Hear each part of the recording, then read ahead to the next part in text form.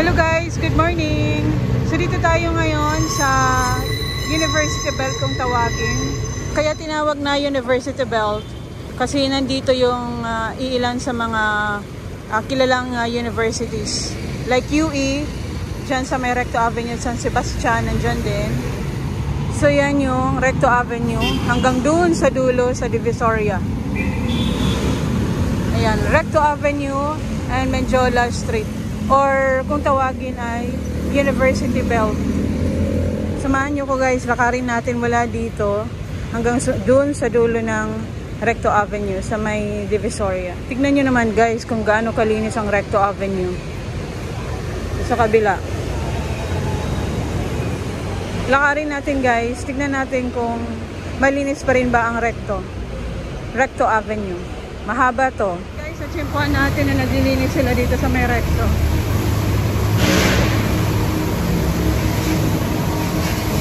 Talagang inaaraw-araw nila ang paglilinis. So, kaya ang linis talaga ng Maynila eh.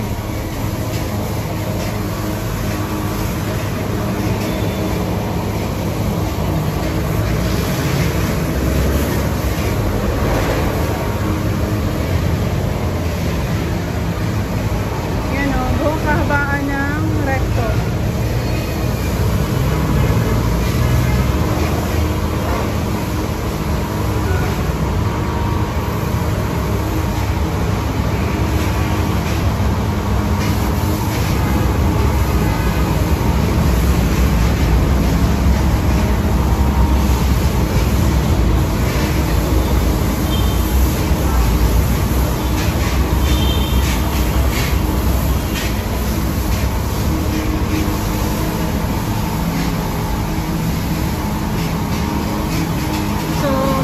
Na talaga nila, hindi lang isang beses kundi halos araw-araw talaga ang pagpapaligo nila sa mga kalye, sa mga kalsada. It is very good kasi yung iba sabi sa umpisa lang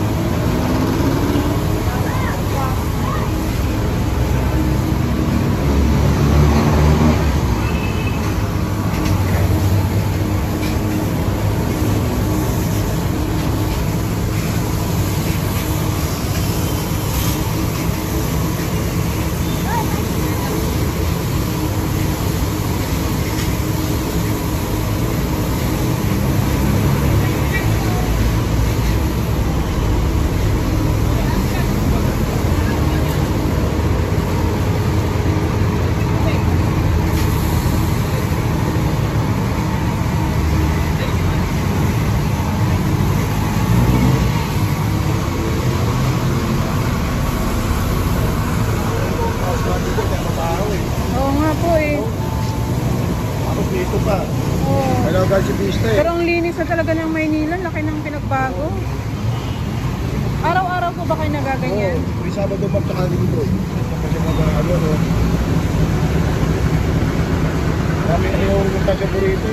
Oo. Buong kahabaan ba ng recto, binumba nyo? Oo, ma'am. Hanggang po yan. Hanggang doon sa mayan nyo na? Hanggang po yan eh. Oo. Chowking, tapos 7-11 na ako siya. Tapos ko lang kami sa kanila. Oo. Diretso. Hanggang diretso Tondo na yun? Hindi, Tondo iba na yun. Second district na po yun. Oo. Total district. Sige po, thank you.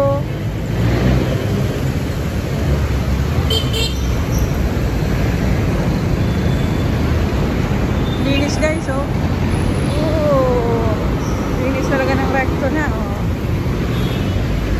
Ito yung San Sebastian College, Recoletos. So dito lang din to sa may Recto Avenue. Ang linis, oh. Sa kabila naman guys, yung University of the East. Yan. So kaya tinawag to na University Belt.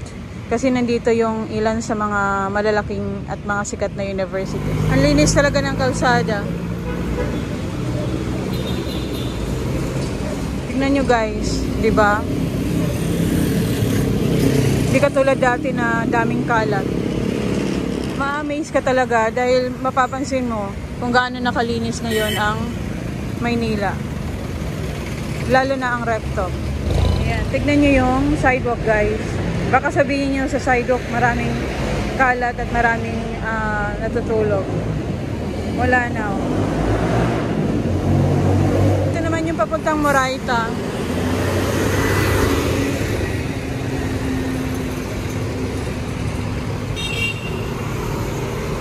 Nandun naman yung Far Eastern University. Puntahan natin. Ito yung Moraita. So dito sa gilid yung Far Eastern University. Yan yung Recto Avenue pa rin. Moraita. So ito na yung Far Eastern University or FEU. So isa sa mga lumang street to ng Maynila, Moraita. Yun yung Rex Bookstore. Ayun yung Merriam-Webster. So dito rin yung PRC. Doon sa dulo yung PRC. Yan, ito pa, Far Eastern University.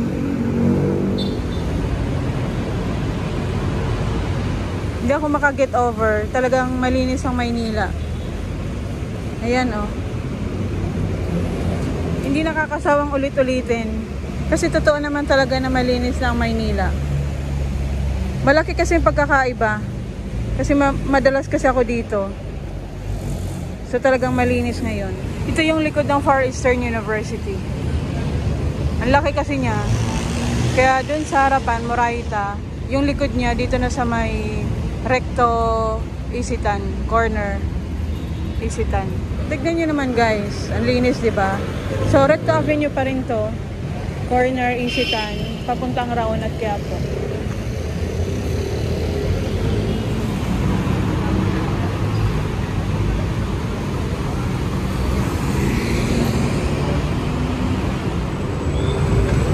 Ito papuntang Espanya, Cubao, QC, yan.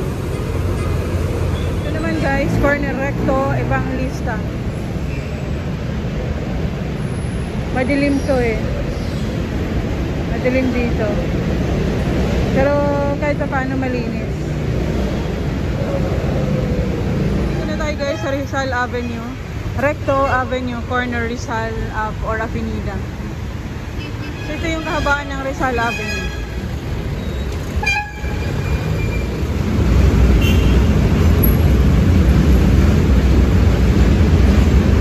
Linis guys, diba? Sa kabila. So dito na tayo sa Recto Avenue, corner Tomas Mapua Street. So kapag dinire-diretso nyo yung street na yan, ng Mapua Street, mararating nyo ang Chinatown. Guys, ang linis, diba?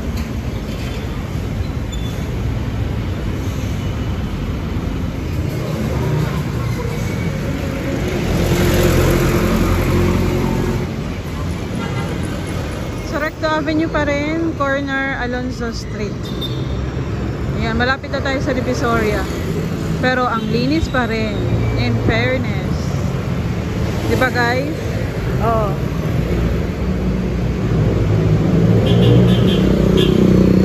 Ang sidewalk, tignan yung sidewalk. Linis guys, di ba? So dito to sa may Alonzo Street.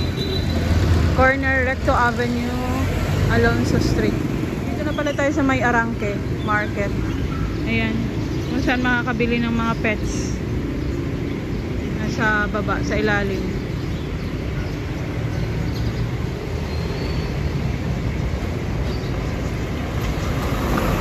Ang linis guys, oh. Ano? Tignan nyo. Oh. Sisinungaling ba ako? Prank ba to? Hindi to prank. Dahil ang linis talaga.